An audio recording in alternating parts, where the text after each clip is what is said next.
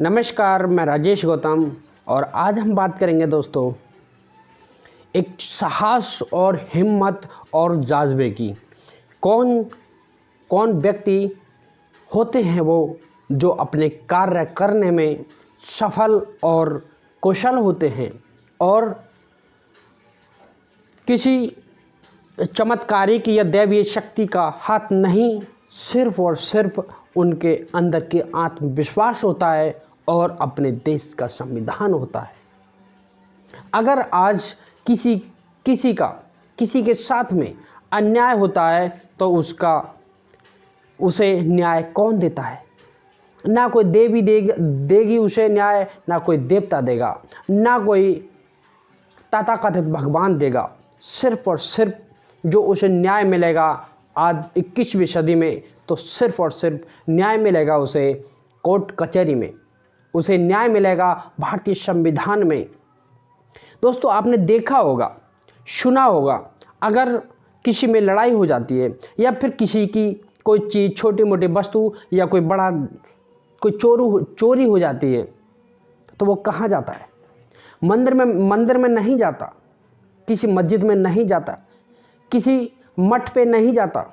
सिर्फ और सिर्फ जाता है तो वो जाता है पुलिस लाइन, थाने में जाता है या कोर्ट में जाता है, वहाँ पर उसे पूरा न्याय मिलता भी है।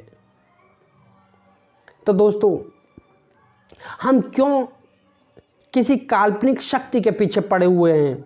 हम क्यों ऐसी शक्ति के पीछे लगे हुए हैं कि हमें उन्हें पाना है और मिलेगा भी कुछ नहीं? आप चाहे माला जपें, चाहे किसी के नाम का उच्चारण ही करते रहें, चाहे आप हमेशा उसकी दोहाई गाते रहें या हमेशा उसकी आरती गाते रहें, उसके नाम को, उसकी प्रशंसा करते रहें। आरती होती क्या है? किसी की प्रशंसा।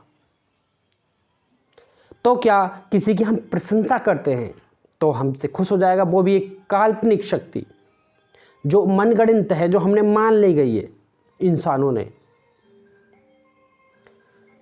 वो एक, अगर मान के चलते हैं हम, एक छोटा सा एग्जाम्पल है दोस्तों।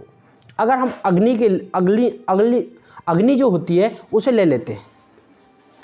अग्नि को माना गया है, अग्नि को ज्वालामुखी मैया भी बोलते हैं, ज्वालामुखी माँ बोलते हैं उसे।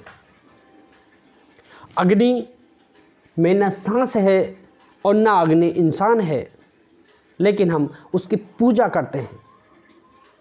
अगर देखा जाए तो हम सब कुछ ही अग्नि से कर सकते हैं। जैसे कि हम ईंट भट्टों पे ईंट पकाते हैं अग्नि से, अपना खाना पकाते हैं अग्नि से। ये लोहे की इतनी वस्तुएं हैं, इतने बर्तन हैं, वो लोहे को पिघला करके हम बर्तन बनाते हैं अपने खाने के लिए। वो अग्नि का ही तो कमाल है। क्या हम अग्नि की पूजा करें, माला जपें अग्नि के नाम का, तो क्या हम अग्नि को प्रसन्न कर सकते हैं?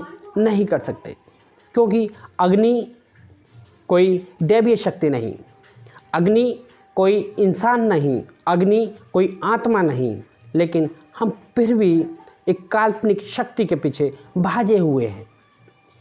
अगर अग्नि, जहाँ तक है, कुछ धर्मों में कि जो अंतिम संस्कार होता है वो भी अग्नि से ही होता है, लेकिन ऐसा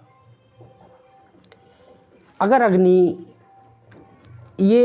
अग्नि में कोई शक्ति होती या फिर अग्नि कोई जीवित आत्मा होती तो हम उसे जीते जी अगर अग्नि को हम छूते, एक भक्त जो अग्नि की हमेशा आरती गाता हो, अग्नि की पूजा करता हो, अग्नि को अपना भगवान मानता हो और फिर अग्नि को हमेशा अपना यानी कि अपने देव ज्वाला माँ मानता हो, तो क्या अगर वह अग्नि को छुएगा तो क्या जलेगा नहीं?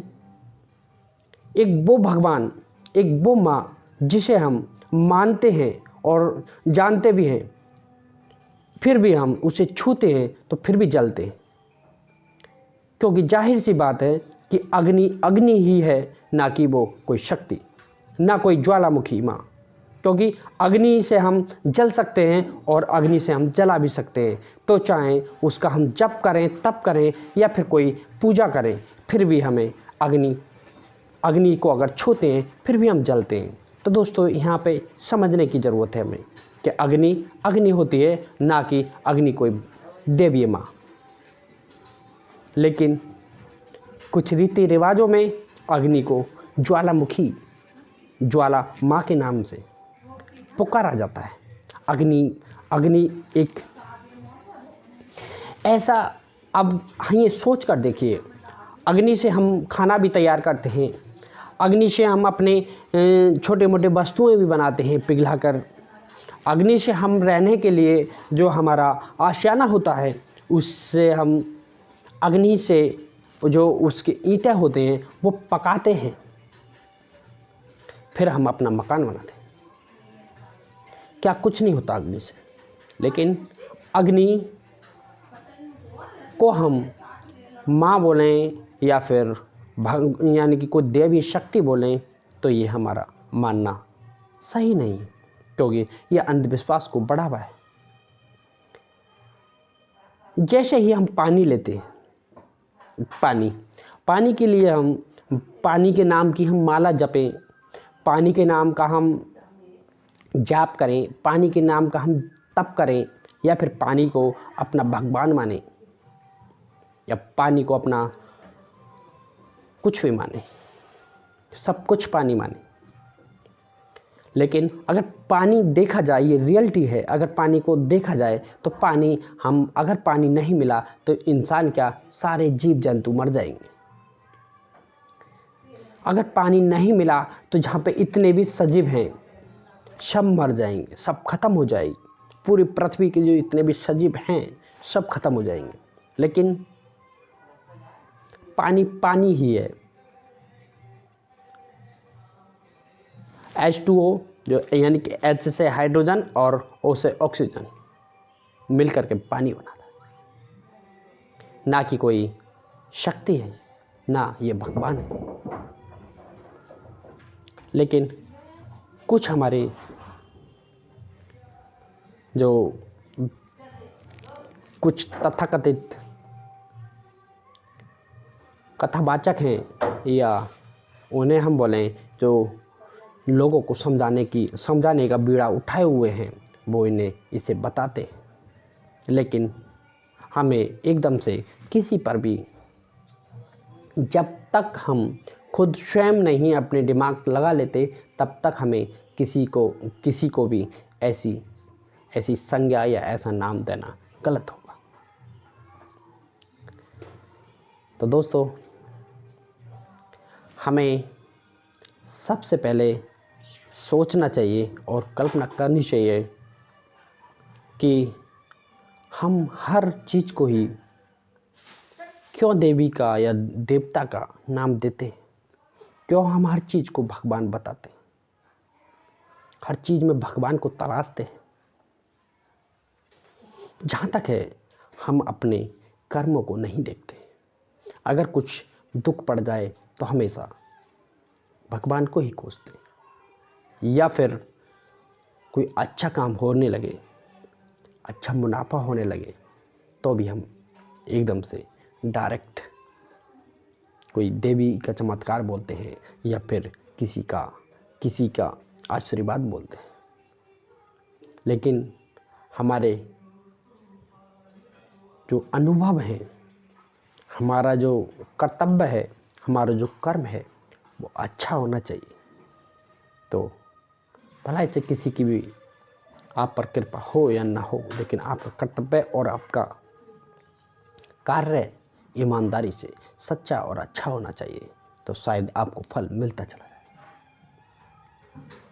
नमस्कार, मैं राजेश गौतम, और हमारी वीडियो सही लगी हो तो लाइक करें, और हमसे और हमारी विचारधारा से जुड़ना चाहते हैं तो हमारे यूट्यूब चैनल को सब्सक्राइब करें और फेसबुक पर देखना चाहते हैं तो RK Gautam 1 को फॉलो करें। Thank you.